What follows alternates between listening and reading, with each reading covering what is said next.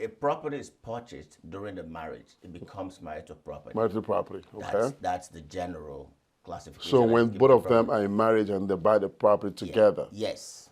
after marriage. Yes. Regardless of how it's titled, the man or the woman may buy it in their name, be the one responsible for the mortgage, but still it's considered to be marital property because it was purchased while the two people were still married. We're married. Okay. Yeah, those are the ones that are subject to distribution.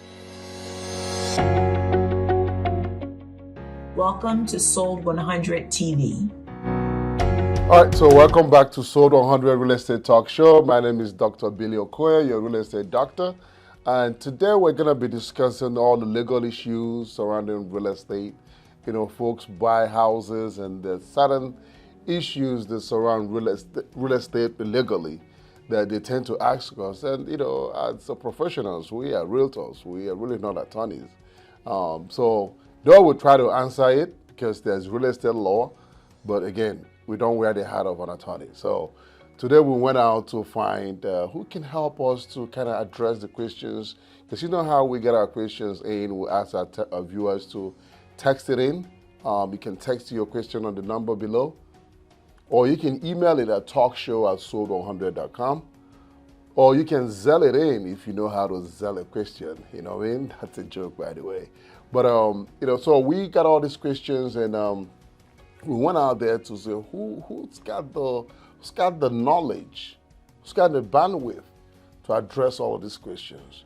You know, and we went out there and we found no other person than the great attorney from the Iwanoge law firm. Jude Iwanoge has practiced many years and has got a ton of experience. So I'm just going to turn it over to him so he can introduce himself to the show. Welcome to the show. Thank you, Billy, for that gracious introduction. Yeah, so we got Jude Iwanoge here, and again, in his busy schedule, he agreed to come in today to address the number one question that is affecting our community here: divorce. Divorce when the house is involved, and that's what we're going to be discussing today. So what happens? The number one question is, you know, that's out there in the poll is, what happens to a jointly owned property after a divorce? All right, thank you again, Billy. As introduced, my name is Jude Iwanage. I'm an attorney in the District of Columbia and also in Maryland. Yes. And I practice. I'm a partner at the Iwanoge's firm.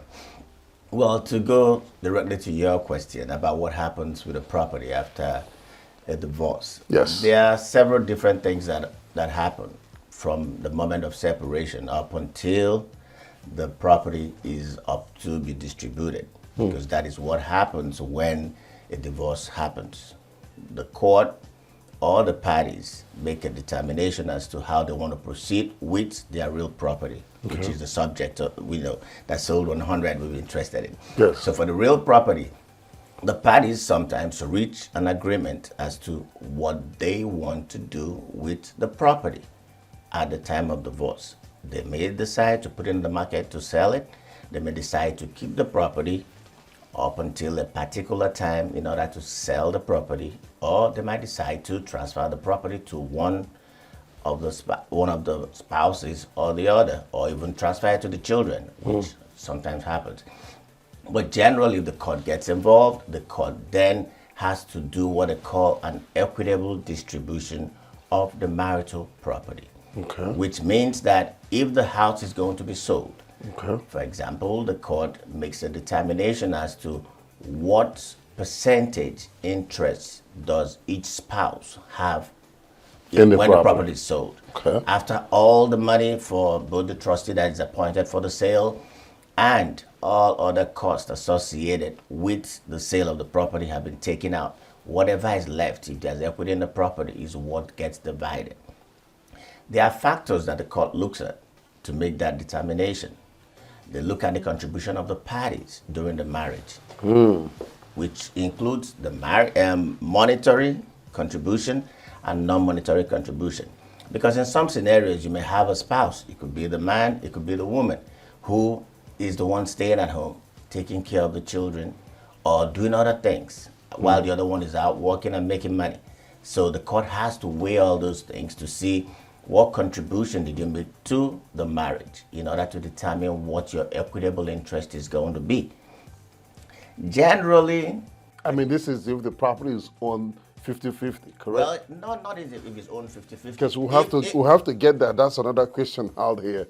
Well, not if it's owned 50-50. Yeah. Because remember, if a property is purchased during the marriage, it becomes marital property. Marital property, okay. That's the general classification. So when both of them are in marriage and they buy the property together, yes, after marriage, yes, regardless of how it's titled, the man or the woman may buy it in their name, be the one responsible for the mortgage, but still it's considered to be marital property because it was purchased while the two people were still married. we're married, okay. Yeah, those are the ones that are subject to distribution. And if one party bought it before marriage, it's called community property? No, it's not community property. It's called non-marital. So what is community property? Well, community property, there are states that do community property. That's why I told you, like in Maryland and District of Columbia, they do what they call equitable distribution. It's not a community property state. Okay. So the court looks at those several different factors, which includes at all times who caused the separation, who is the while it's an no fault jurisdiction, but the court still looks at why are these parties separated, why are these parties getting a divorce. So that comes into play in determining what equitable interest to give each person in the marriage. It's not the only factor, but it's one of the factors that the court considered in making that decision. Okay. All right. So the question here, let's go down. I'm just going to go down in no particular order. Okay. So the one party buys the property before marriage, and they need to sell the property, separation. Are they to split the money with the decision of the court? Will you at that point consider who takes care of the property, who takes care of the home while you're not? All this explanation, does it affect if you buy the property before marriage? Well, the answer to that is no, but there are some nuances to it, and I'll explain. When you buy a property prior to the marriage, is generally considered to be non-marital property because it was bought before the marriage happened. Okay. However, in some scenarios, during the marriage, you might use marital funds to pay the mortgage because any money you earn while you're married is considered to be marital funds. So you now use the money that you earn while you're married in paying the mortgage, renovating the property, and doing other things on the property. So the property at that point may move because there are factors that the court will still look at to determine. Because while I may use money during the marriage to, say for example, fix, change, renovate, or do whatever, the money that I use in doing it may not be marital funds because it might be money that I inherited from a different source. So that way the money, the property still remains non-marital property. Yeah, but the onus is on the person to confirm or affirm Yes, that the well, money is not money ain't during marriage. That's what you have to prove in the event that you have to go through the divorce. Okay. All right. So the other one is a house split 50-50 in a divorce? I think we kind of talked about that one a little bit. Now, who pays for the mortgage during a divorce? Well, during a divorce, the mortgage, depending on how the property is titled, because if one spouse has the mortgage in just their name, they have their credit to protect. So they are more at interest to pay the mortgage. To pay the mortgage. So the other party, because remember, divorces are contentious. Because if things were okay, they wouldn't be on that lane. So because there's that whole issue going on between them, Absolutely. the person whose name is not on the mortgage will not care, especially if they're living in the property. They want to live there for free. So the other person whose name is on the mortgage is responsible for paying it. However, if both names are on the property, then they both have an interest to pay the mortgage so that the house doesn't go to foreclosure. And then ultimately may end up losing whatever equity value that they are going to split after the divorce happens. So it could be paid by one or both of them. Or who's got more interest? Yes. Or who cares their And credit? well, sometimes who has more money too, because one person who maybe the main wage earner has the funds to keep paying for it, because in a situation where you have one spouse living with the children in the property, you don't want your children to be homeless at some point. So you can just decide, I'll keep paying for it. I'll just look for a way to recoup, because there's something they call Crawford credit that you can get for payments that you made towards the property, while the parties were going through, So on a special arrangement, okay, so we're gonna do this, but I'm gonna pay until divorce is over. So we're gonna calculate that I'll put $80,000 towards paying this until it's over. Yes, you can reach an agreement like Okay. that, and once it's sold, then that money is deducted and given to you, either half of it or all of it. So Wow. anything, parties can agree to anything. That's a ton of information, guys, a ton of information. If you have any questions that we haven't already answered, please go ahead, comment, put the question on the comment box. Make sure to like and subscribe so you can get the videos when they drop. More are coming from the Winoget Law Firm. Let's go to the next question is, how do you calculate the buyout in a divorce? Well, depending on if it was court ordered or if the parties have an agreement to sell the property. If the court orders the sale of the property, because one other thing I failed to mention is the court does not have the power to transfer property from one party to the other. So the court cannot change title or transfer title. Okay. So for example, say the house is in the name of Mr. A.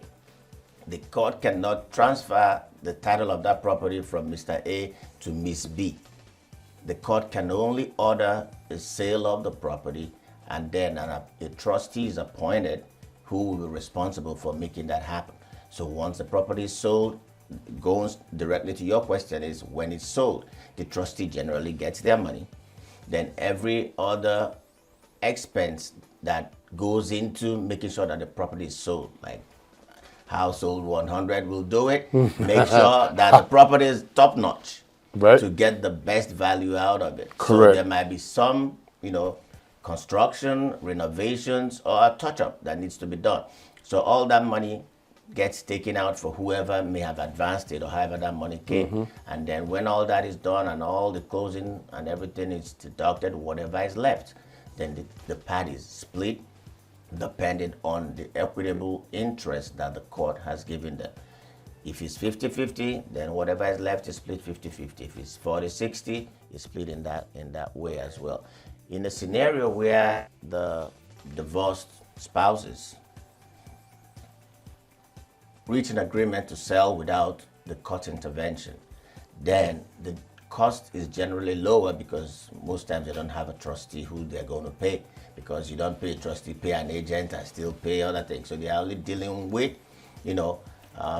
less expenses at the end of the day, and then whatever the agreement is. In most cases, it's 50-50. Once that is deducted, then they split whatever is left of the equity on the property. Absolutely. All right. Well, I'm great. To your point, I would just want to buttress that point. What Sold 100 will do is, because is it like you said, no divorce is not without contentions. Yeah. They have, and nobody wants to make that repair. It's already going down. They're on the negative aisle already. So we'll come in and make repairs just to make sure that we get them top dollar. Instead of leaving money on the table for an investor who come and do the same thing. So, and we'll do that at no interest, because, we already see the situation. So next question, let's see. This came in from someone out where in New Jersey. Can the house stay in both names after a divorce? There's a question from someone in New Jersey. Can the house stay in both names after a divorce? Yes, because in a scenario where the parties have an agreement, because there are a wide range of, terms of agreement that parties can reach. Some people, in some situations, because say a child or their children have grown up in that house. They are used to that house. They are used to that neighborhood. The divorcing husband and wife may decide that one spouse, maybe who will be the custodial parents, remains in the property with the children, and then the house remains in both names until maybe the last child reaches the age of 18. Then at that point, the property is put in the market for sale. Then sometimes one spouse may say, I want to buy out your interest. Give me 90 days, 120 days, give me whatever length of time. Let me try to get funds to buy your interest out. Sometimes it works, sometimes it fails. And then when that fails, you then resort to the next one, which would be a sale. So yes, the house can remain in the name of both, parties even after divorce until they decide. But once it's going through the court has to make a decision on what to do with the property, because all issues relating to property must be resolved at the latest 90 days after the final divorce decree is entered. So the answer is still yes, that it will be in both names until the property is sold. But the divorce is over. Yes. The divorce is final. Yes. And then when it's sold, at that time, do they need to get back to the court to report that it's now sold? No, except if there's any provision of the order that requires them to come back, because sometimes people may not keep to an agreement. There are scenarios where the court will say the house should be sold, the house is put up in the market, and whoever is paying the mortgage should get XYZ out of it. Okay.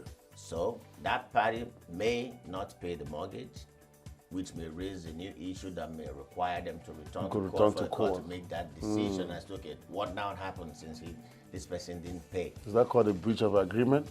Well, I mean, it will be if it's a court order, then what it becomes will be more or less a violation of the order. So if the person did not do what they're supposed to do, then you can either go for the court to modify the order, or you can file for what they call a contempt of that order. Can one go to jail for doing that? No. Hey, I'm just trying to find out if you're going to go to jail if you don't do what the judge says. No, I mean, because in that scenario, it's more like a civil kind of thing. Okay. Yeah, the only exception to go, the only time you can go to jail for a civil matter is if it has to do with child support. Outside of that, people generally don't go to jail for anything that has to do with debt or violation. Except if it's direct, violation of an order of the court, that you've done something in front of the court, which can move from maybe a civil to a criminal contempt. But most times, if it's something related to the house, then it will just be that the person did not comply with the order. The court will just, either tell the party what to do or change the prior decision. Wow. Okay, so guys, have you subscribed to get all the information that we bring into you? And we have a lot more for where this is coming from. Make sure to subscribe and leave a comment. If you have any question that we haven't already answered, please drop it on there. If you have any legal questions or legal topic other than divorce that you'd like us to cover on the next segment, please just drop it down there and we'll make that a top topic to talk about. The next question from someone in Virginia: can my husband take my property after the divorce? Or can my wife take my property after the divorce? I wonder, I guess it's a woman that said this. He said, can my husband? So it could have also been, can my wife or my husband take the house before? Okay, well, I'll start with a disclaimer because I don't practice out of Virginia. However, I mean, if we're talking about DC or Maryland, okay, right? Let's make subject matter here. Yes, even though we're talking about in DC or Maryland, your husband cannot take your property after the divorce because everything is divided either by the court or by agreement of the parties. And then depending on what property she's referring to, if it's a non-marital property, the court will already exclude it from something that has to do with, the two of them. So the person keeps their property the way it's titled in their own name without, except if they added the other party's name. But once the court makes that determination, then you just have to, either have the other party do a quick claim deed and you can take their name off of the property, and then the property remains your property. So a quick claim deed, I'm glad that you brought that in. A quick claim deed is where the party just goes.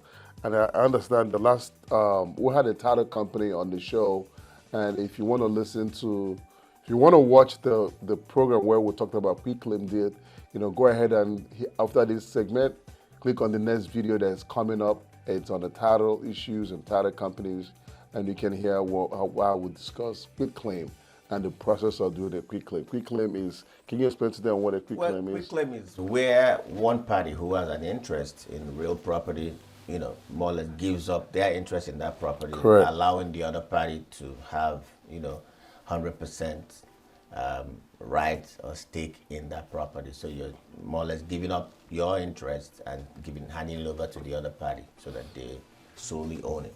Absolutely. Is that the same as buyout? Somewhat, but not really. Voluntarily, you do a quick claim. Well, voluntarily, yes. Buyouts, no, because buyouts, in a scenario where you have the person's name on the property, you will still be required to do a quick claim even after the buyout, because buyout is you're just paying for the person's interest. Yes. So normally, if you're buying out the person's interest, that also comes with a quick claim. If there's no money exchange, you still have to do a quick claim. But in order to get the name out and have it, put in there with the record of deeds, that has to be the legal process by which you remove the other person's name from the property. Okay, perfect. All right, man, there's a lot of information you're loading us up. Thank you very much. Thanks for coming in. The next question here is, how can I protect my house before marriage? A lot of folks out there, they're buying properties, and they're questioning, how can we protect the property before marriage? Well, as I stated previously, property purchased prior to marriage is generally non-marital property. But can it be protected, like prenup? Yes, you can protect it by a prenup. You can protect it by a simple agreement where you and the other party sign saying that they do not have any intent. That's kind of like a little uncomfortable conversation to have to somebody that you're saying, to that do us part, I love you and I'm going to marry you and all of that, and then you're discussing, well, if anything happens, don't touch my property. You begin to wonder, where's the love here? This is not a marriage counsel, by the way, the full disclaimer. Absolutely. I mean, it's a gray area. Yeah. Because, and most especially at the beginning, when love is... Yeah, there's 100%, 110% love. Yeah, so and you're saying you want to keep your property. You're like, dude, what's going on? That is true, but you'll be surprised at how many people do prenup to protect their property. But a lot of people, depending on what you have, you try as much as possible to protect it, because ultimately divorce may come. So you always have to plan for the future, so that if anything is going to happen in the future, if it's a property that you want to still own solely, you have to be able to have some agreement, or you become more careful during the course of the marriage. But I understand what you're saying, that, in a marriage, there are certain things you don't want to do, because then the person looking at it is, okay, you're already planning for tomorrow. It's like somebody saying, I'm going to buy my casket and, I'm going to die. Obviously, you're going to, that one, I guess that's different, because you're going to die. So, buying a casket and buying a grave and all of that, it's a given. But a divorce is not a given. So why bring it up? Why put this on the table? Like, where's this love? I guess, some people plan, they plan better. Not that they see the future, but they know that this is something that is possible, just like, and then they say, so that I don't have to have this fight, because it becomes more difficult when you have all the crazy things that have happened in the marriage. And then at that point, you're not 100%, right, making the right judgment. So you don't even want to be in a position where you're still dealing with matters that you shouldn't have dealt with in the first place. So, an agreement is always safe. Or at least during the marriage, make sure that you do not take actions that convert it from non-marital to marital property. Okay. All right, I think the next question, I think we've answered it a little bit. I'm just going to ask it to you anyway, but I think you've answered it already. So what happens to the property owned before marriage? I mean, it's all surrounding the properties, and that's what we just talked about. Yeah. What happens to it before marriage? It's your property. It's your property, Yes, I mean, non-marital property. yes. Okay. And I think that's all we have for this segment. What's your advice to our viewers? I mean, they've turned in a ton of questions. I appreciate your questions. Again, please send in some more. You can do that by texting to 202-517-4335 or shoot an email to talkshow@sold100.com. Or you can, again, Zell the question in if you know how to Zell a question. All right. Otherwise, you can put your question on the comments section and be sure to subscribe and like. We'll like the encouragement that your comments give to us, and we'll love to hear from you guys. Any special advice to our viewers on how getting ready and handling divorce, and hopefully it don't come their way? My only advice would be, prior to getting into the marriage, if there are properties that you may have received as a gift, inheritance, or things you purchased out of your own hard work that you want to protect during the marriage and after the marriage, it's always best to consult a lawyer who will advise you on the best way to protect that property during the course of the marriage.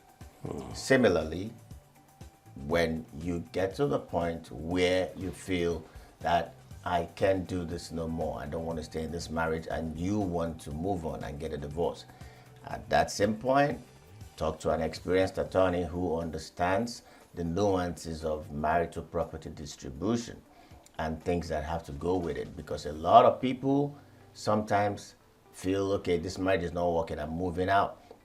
They move out from their marital residence, move into a new place. While they're living in their new place, they haven't filed for divorce, they haven't done anything. They see a property that they like. It might be a choice property that sold 100 as advertised, and they want to buy it.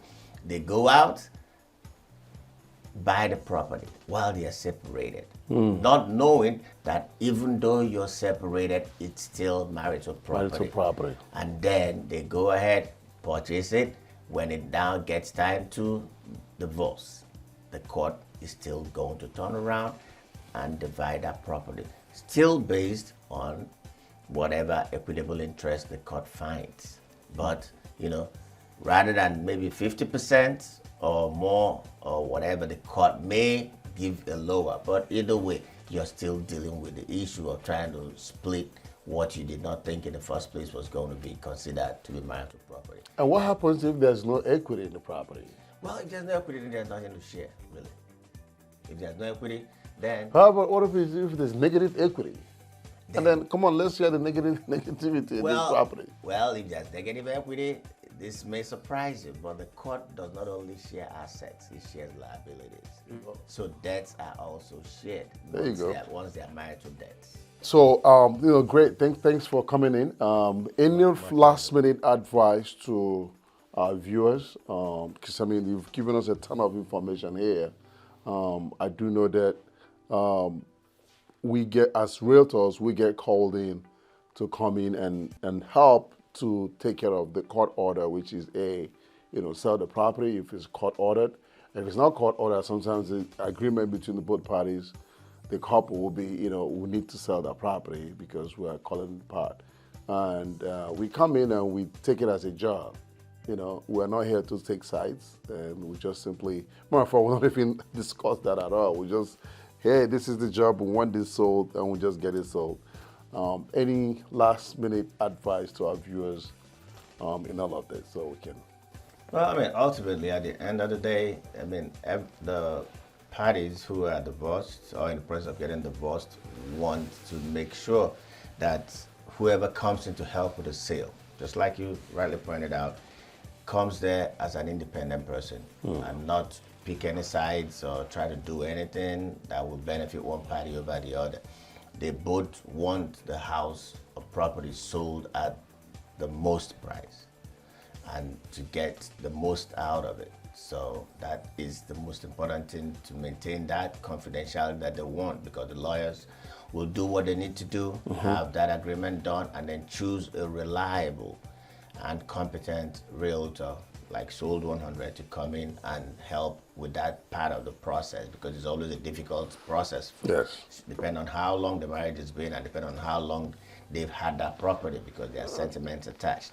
But ultimately, my advice to the parties, always make sure you have an experienced attorney who will help walk you through that process for anything that has to do with the marital property, especially real property, and then also help you, guide you through getting the best realtor who will maintain that confidentiality that is required, and then that fairness for both sides, without having to say, okay, I was introduced by this person, or I know this person, or I know that person. So just to have that confidence is the most important thing, for the client.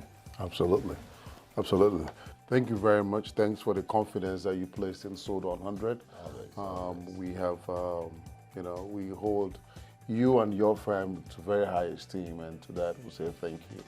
Thank you for all the things you're doing in the community. We can't let that go unnoticed. The Wanoge Law Firm, located in Washington, D.C., licensed in Maryland and D.C., the community can never thank you enough. So on behalf of the communities, I'm thanking him on behalf of all of you.